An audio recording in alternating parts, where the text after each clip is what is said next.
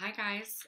This is Lauren Oliver for Goodreads, and I am going to read a short excerpt, or rather, several short excerpts from my book, Vanishing Girls. Before March 27th, Nick. Want to play? These are the three words I've heard most often in my life. Want to play? As 4-year-old Dara burst through the screen door, arms extended, flying into the green of our front yard without waiting for me to answer. Want to play? As 6-year-old Dara slips into my bed in the middle of the night, her eyes wide and touched with moonlight, her damp hair smelling like strawberry shampoo. Want to play?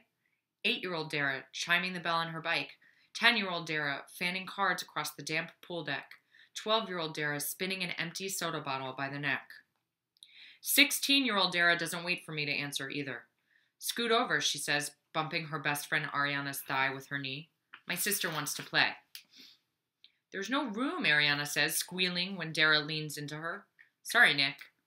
They're crammed with a half-dozen other people into an unused stall in Ariana's parents' barn, which smells like sawdust and faintly manure. There's a bottle of vodka half empty on the hard-packed ground, as well as a few six-packs of beer and a small pile of miscellaneous items of clothing. A scarf, 2 mismatched mittens, a puffy jacket, and Dara's tight pink sweatshirt with Queen emblazoned across the back in rhinestones. It all looks like some bizarre ritual sacrifice laid out to the gods of strip poker. Don't worry, I say quickly. I don't need to play. I just came to say hi, anyway. Dara makes a face. You just got here. Ariana smacks her cards face up on the ground. 3-of-a-kind kings. She cracks a beer open and foam bubbles up around her knuckles. Matt, take off your shirt.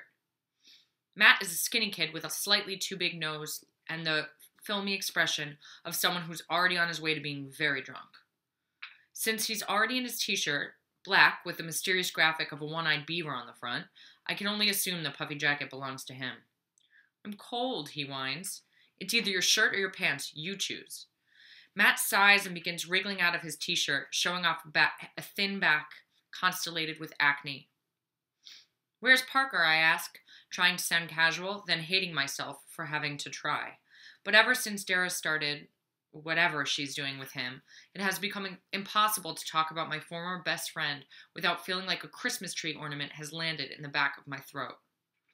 Dara freezes in the act of redistributing the cards, but only for a second. She tosses a final card in Ariana's direction and sweeps up a hand. No idea. I texted him, I say. He told me he was coming. Yeah, well, maybe he left. Dara's dark eyes flick to mine and the message is clear. Let it go. I guess they must be fighting again. Or maybe they're not fighting and that's the problem. Maybe he refuses to play along. Dara's got a new boyfriend, Ariana says in a sing-song, and Dara elbows her. Well, you do, don't you? A secret boyfriend. Shut up, Dara says sharply. I can't tell whether she's really mad or only pretending to be. Ari fake pouts. Do I know him? Just tell me if I know him. No way, Dara says, no hints. She tosses down her cards and stands up, dusting off the back of her jeans. She's wearing fur-trimmed wedge boots and a metallic shirt I've never seen before, which looks like it has been poured over her body and then left to harden. Her hair, recently dyed black and blown out perfectly straight, looks like oil poured over her shoulders. As usual, I feel like the scarecrow next to Dorothy. I'm wearing a bulky jacket Mom bought me 4 years ago for a ski trip to Vermont, and my hair, the unremarkable brown of mouse poop, is pulled back into its trademark ponytail.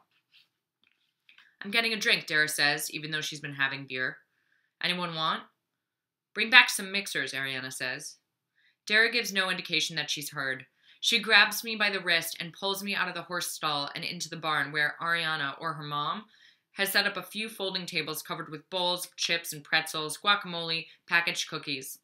There's a cigarette butt stubbed out in a container of guacamole and cans of beer floating around in an enormous punch bowl full of half-melted ice, like ships trying to navigate the Arctic.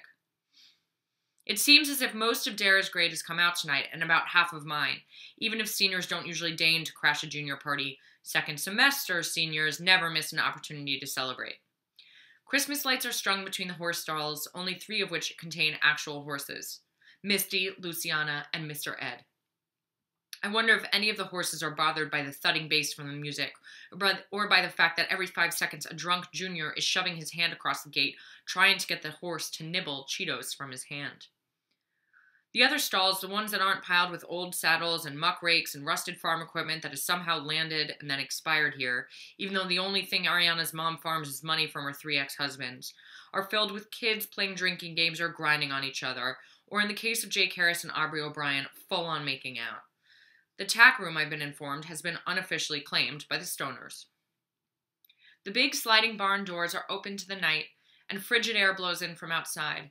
Down the hill, someone is trying to get a bonfire started in the riding rink, but there's a light rain tonight, and the wood won't catch. At least Aaron isn't here. I'm not sure I could have handled seeing him tonight, not after what happened last weekend.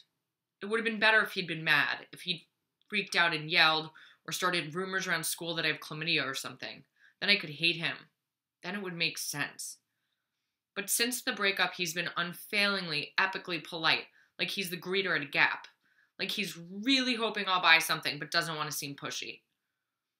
I still think we're good together, he'd said out of the blue, even as he was giving me back my sweatshirt, cleaned, of course, and folded, and a variety of miscellaneous crap I'd left in his car, pens and a phone charger and a weird snow globe I'd seen for sale at CVS.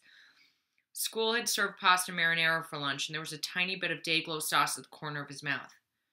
Maybe you'll change your mind. Maybe, I'd said, and I really hoped, more than anything in the world, that I would. Dara grabs a bottle of Southern Comfort and splashes 3 inches into a plastic cup, topping it off with Coca-Cola. I bite the inside of my lip as if I can chew back the words I really want to say. This must be at least her 3rd drink. She's already in the doghouse with Mom and Dad. She's supposed to be staying out of trouble. She landed us both in therapy, for God's sake. Instead, I say, "So, a new boyfriend, huh?" I try and keep my voice light. One corner of Dara's mouth crooks into a smile. You know Ariana, she exaggerates. She mixes another drink and presses it into my hand, jamming our plastic cups together. Cheers, she says, and takes a big swig, emptying half her drink. The drink smells suspiciously like cough syrup. I set it down next to a platter of cold pigs and blankets, which look like shriveled thumbs wrapped up in gauze. So there's no mystery man? Dara lifts a shoulder. What can I say? She's wearing gold eyeshadow tonight, and a dusting of it coats her cheeks. She looks like someone who has accidentally trespassed through fairyland. I'm irresistible. What about Parker, I say? More trouble in paradise? Instantly, I regret the question. Dara's smile vanishes. Why? She says, her voice dull now, hard. Want to say I told you so again? Forget it. I turn away, feeling suddenly exhausted. Good night, Dara. Wait. She grabs my wrist. Just like that, the moment of tension is gone, and she smiles again. Stay, okay? Stay, Ninpin, she repeats when I hesitate. When Dara gets like this, turns sweet and pleading, like her old self, like the sister who used to climb onto my chest and beg me wide-eyed to wake up, she's almost impossible to resist. Almost. I have to get up at 7, I say, even as she's leading me outside, into the fizz and pop of the rain. I promised Mom I'd help straighten up before Aunt Jackie gets here. For the first month or so after Dad announced he was leaving, Mom acted like absolutely nothing was different. But recently she's been forgetting to turn on the dishwasher, to set her alarm, to iron her work blouses, to vacuum. It's like every time he removes another item from the house, his favorite chair, the chess set he inherited from his father, the golf clubs he never uses, it takes a portion of her brain with it. Why? Dara rolls her eyes. She'll just bring cleansing crystals with her to do the work. Please, she adds. She has to raise her voice to be heard over the music. Someone has just turned up the volume.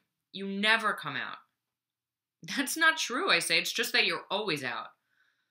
The words sound harsher than I'd intended, but Dara only laughs. Let's not fight tonight, okay? She says and leans in to give me a kiss on the cheek. Her lips are candy sticky. Let's be happy. A group of guys, juniors I'm guessing, huddled together in the half-dark of the barn, start hooting and clapping. All right, one of them shouts, raising a beer. Lesbian action. Shut up, Dick, Dara says, but she's laughing. She's my sister. That's definitely my cue, I say. But Dara isn't listening. Her face is flushed, her eyes bright with alcohol. She's my sister, she announces again, to no one, and also to everyone, since Dara is the kind of person that other people want to follow. And my best friend. More hooting, a scattering of applause. Another guy yells, "Get it on!" Dara throws an arm around my shoulder, leans up to whisper in my ear, her breath sweet-smelling, sharp with booze. "Best friends for life," she says, and I'm no longer sure whether she's hugging me or hanging on me. Right, Nick? Nothing can change that.